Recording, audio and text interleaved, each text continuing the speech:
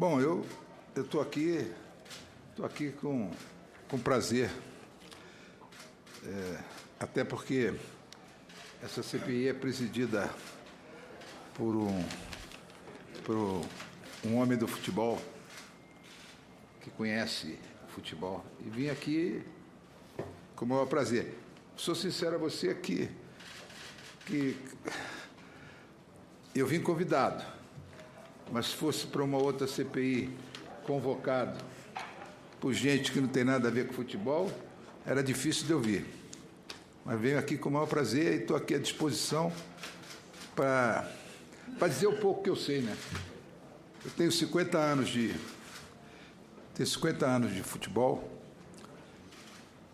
mas não é 50 anos de acompanhar futebol. Tenho 50 anos de gestão de futebol. E acho que posso passar alguma coisa. Estou à sua disposição e à disposição dos senadores. Muito obrigado, doutor. Senhor Ciro, quer dar a palavra mais uma vez, por favor? Senador Ciro Nogueira. Saudar esse querido amigo, meu companheiro na Câmara dos Deputados. E André, eu estive à frente do River Atlético Clube por 3 anos, né? Os 3 anos nós fomos campeões e grande parte dos títulos, uma parte dos títulos que nós temos lá do River tem um pouquinho da ajuda que o nosso Eurico Miranda sempre nos deu a esse clube irmão. Eurico, eu tinha feito uma pergunta ao presidente Roberto, e uma preocupação que eu tenho é no que diz respeito à questão de formação de jogadores no nosso país. Eu acho que você estava aqui presente quando houve aquela mudança da Lei Pelé, e aquela lei, no meu ponto de vista, deixou os nossos clubes totalmente desprotegidos no que diz respeito à formação de jogadores. Nosso presidente Roberto colocou que alguns clubes que começam a investir em jogadores desde os 12 anos de idade só podem fazer o primeiro contrato aos 16 e esse contrato nem sempre tem um respaldo que possa garantir os investimentos que os jogadores possam fazer, que os clubes devem fazer. No meu estado, por exemplo, nenhum clube hoje investe em categorias de base para que a gente pudesse formar grandes jogadores como nós tivemos no passado. E eu acho que isso tem acontecido por todo o país. É raro um clube que tem realmente, eu não sei os grandes clubes, o presidente Roberto disse que gasta por ano no Corinthians mais de 20 milhões de reais nas categorias de base. Se isso não houver um respaldo no que diz respeito a que ele possa recuperar esse dinheiro na formação de jogadores, fica difícil esses investimentos possam se prosperar pelo país. Eu queria saber o que se pode fazer. Você que viveu aquele momento, acho que você estava aqui quando houve o fim da lei do passe, o que é que nós poderíamos corrigir para que os clubes possam se valorizar novamente na formação de jogadores? Por favor, doutor Rico. Nós vivemos muitos problemas. Esse realmente é o maior deles. Mas todo mundo comenta que a gente tomou de 7-1 da Alemanha e querem botar a culpa numa coisa, a culpa noutra. Mas a culpa é nesse problema que nós temos hoje no Brasil. Os alemães aprenderam.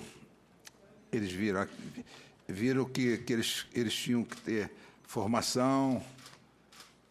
Aqui e fizeram um trabalho e cresceram. E nós regredimos. Mas tudo fruto dessa lei, de uma famigerada lei que precisa ela tem que ser modificada. Por quê? Quando você diz que no teu estado, não é no teu estado, é no Brasil inteiro. Os clubes, eles tinham sempre com problemas e tal, mas tinham a sua formação dos atletas. Era como se fosse uma peneira que tinha, depois eles iam eles dali iam para os centros maiores e etc., e por aí. Hoje acabou, porque quando você, com a lei, inclusive os grandes clubes, eles ficaram totalmente desprotegidos. Aí você tem um menino de 12 anos, que ele começa com 12, eu tenho casos lá no Vasco que eles começaram com 9, começaram com 8, mas você tem esse menino, ele chega, ele desponta com 12, 13 anos, ele vai para onde ele quiser. Aparece um patrocinador, que querem chamar, tá bom? Chamar de segundo pai, que é ele que toma conta, e aí ele leva o jogador para onde ele quer, e onde ele quer levar, ele diz assim, bom, aqui, ó, eu trago ele para aqui, mas 50% dele é meu. Tanto que a FIFA agora, ela proibiu que você tivesse essa participação de terceiros nos direitos econômicos do jogador, mas você sabe que tem como burlar isso, e eles têm como burlar. Mas os clubes, eles desistem. Tem alguns que ainda continuam insistindo, mas o grande problema todo que nós temos hoje no futebol brasileiro, quer dizer, na qualidade do futebol brasileiro, é porque nós descuidamos da formação. Além disso, aqueles clubes que ainda investem na formação, eles recebem uma fiscalização do Ministério Público e do Ministério do Trabalho, que é uma coisa impressionante. Eu acho que eles preferem, esse tipo de fiscalização, eles preferem que esses meninos, eles estejam na marginalidade. Porque as exigências que são feitas, eu não tenho que me queixar, no caso do Vasco lá, eu tenho escola dentro do clube, eu tenho alojamento dentro do clube, eu tenho refeição dentro do clube, mas eles colocam uma série de exigências. Você não pode, tem que ter alojamentos separados, pelas categorias, as categorias não podem estar misturadas. Isso tudo vai dificultando e vai permitindo que aí, o que acontece? Surge se perguntar a você não é capaz de me dizer desses jogadores que, de repente, estão na seleção brasileira, você pergunta, tem 3, 4, 5, que você nunca viu jogar aqui, pô. Eles foram diretos lá para fora, pô. Ou 6 ou 7, aparecem assim, porque ele daqui foi embora. Tem que se legislar no sentido, não é fácil, se tentou antes, mas tem que ter uma limitação de idade para que o jogador possa ir. Você não pode levar um jogador aqui, apesar de que a FIFA também colocou isso, de você só poder ir com 18 anos, mas eles têm como mascarar isso. Aí o garoto vai, porque sob aquela história de que o pai vai trabalhar e que arranjou um emprego lá e ele pode, aí ele sai com 16 anos, sai com esses dois meninos que também estão em outras, agora já tem em outras seleções, mas isso são casos diferentes. Filho de jogador que estava jogando lá fora, aí tudo bem. Mas levado do jeito que está, tem que ter uma legislação que dificulte essa saída. Dificulte essa saída. Porque para o clube não tem outra saída. Se o clube pensar que ele vai ter que ficar investindo num atleta e no outro, não. Se ele não conseguir formar atleta na sua divisão de base, ele não vai sustentar time de jeito nenhum. Ou então vai para aquela história, finge que eu pago. Você vai jogar aqui para eu fingir que vou te pagar, porque não há condição. Você tem fuga de patrocinador, você tem fuga. O momento do futebol é muito difícil, Ciro, muito difícil. Mas a origem está aí. Muito bem. Presidente, eu fiz uma pergunta ao presidente do Corinthians e gostaria de fazê-lo ao senhor. Em relação à medida provisória 679, que virou agora a Lei 13.155, sobre uma dos artigos é sobre a repactuação, ou seja, o parcelamento dessas dívidas.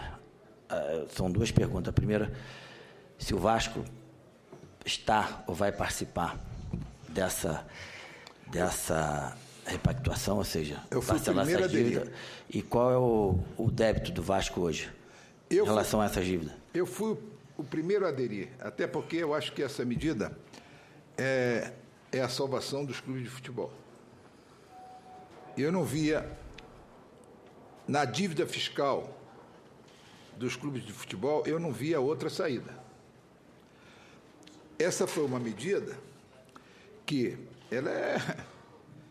você reduz, você paga em 240 meses, reduzindo 100% do encargo fiscal, 70% da multa e 40% dos juros, e ainda nos 2 primeiros anos você paga só metade.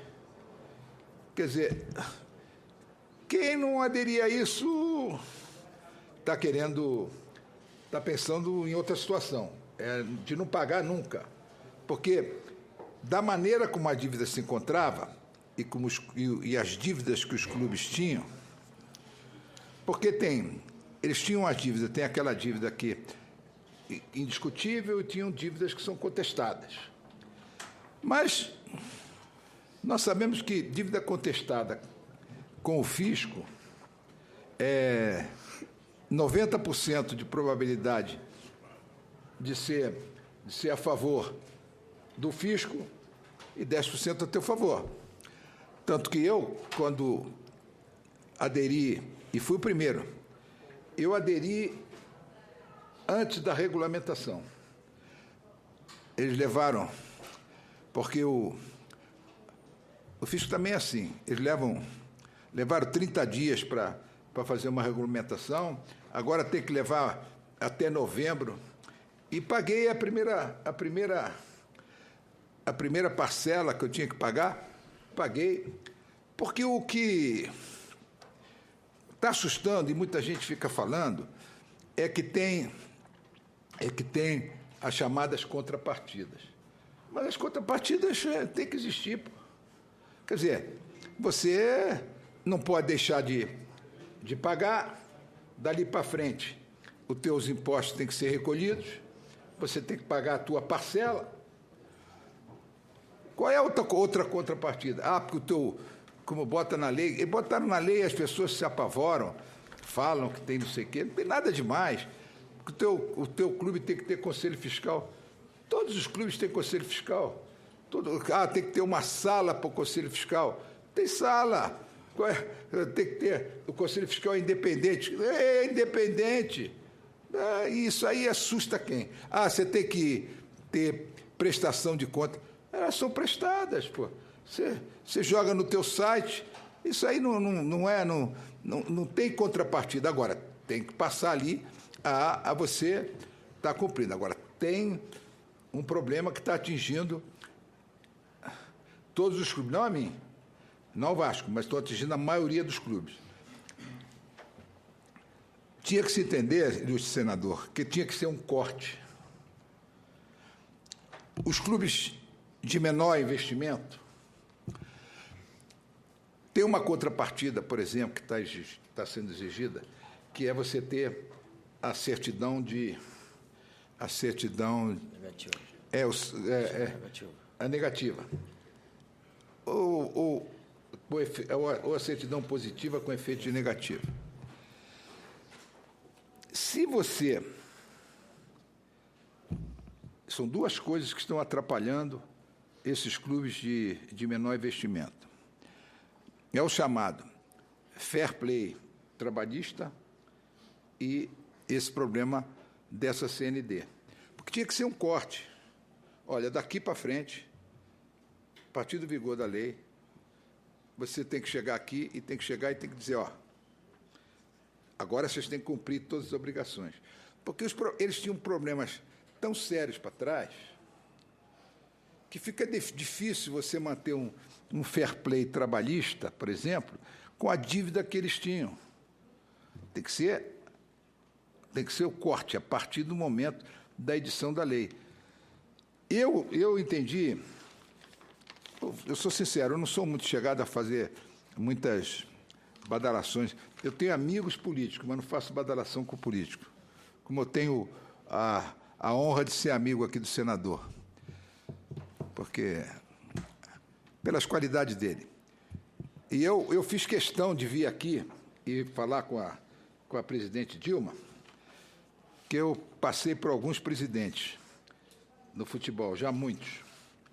E ela conseguiu sancionar essa medida, transformar em lei, converter em lei, essa medida provisória, e sancionou. E eu sei da pressão que é feita, pelo menos pelas autoridades fiscais, no sentido de não permitir isso, não permitir aquilo. E ela eu falei que ela prestou maior benefício aos clubes de futebol. Estou resumindo, no meu entendimento, essa medida provisória, ela, para mim, foi a salvação dos clubes. Agora, tem que cumprir as contrapartidas, né? Não é você agora, eu vou aderir ao Profut, eu continuo não pagando nada, continuo não recolhendo o fundo de garantia. Eu aderi no primeiro mês. Já há 3 meses que eu sou obrigado a estar com o meu recolhimento em dia, com o meu fundo de garantia em dia, com o meu PIS em dia.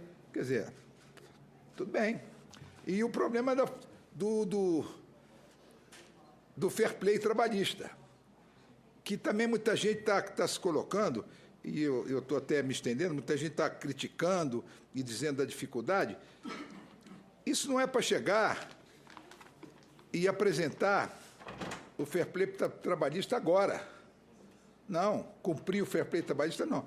Isso é a partir da próxima competição. A partir da próxima competição, porque, por exemplo, a lei foi editada agora, já no meio de uma competição. Ela não pode ter os efeitos em cima dessa competição. Agora, para a próxima competição, tudo bem que seja exigido isso, fair play trabalhista. Isso está assustando um pouco os clubes, está assustando um pouco os clubes menores, de menor investimento. Mas, repito, acho que para mim foi a salvação dos clubes. Presidente, eu particularmente entendo, se for ver desse lado, realmente essa lei, claro que ela é positiva em relação a salvar os nossos clubes pelo grande valor da dívida que existia.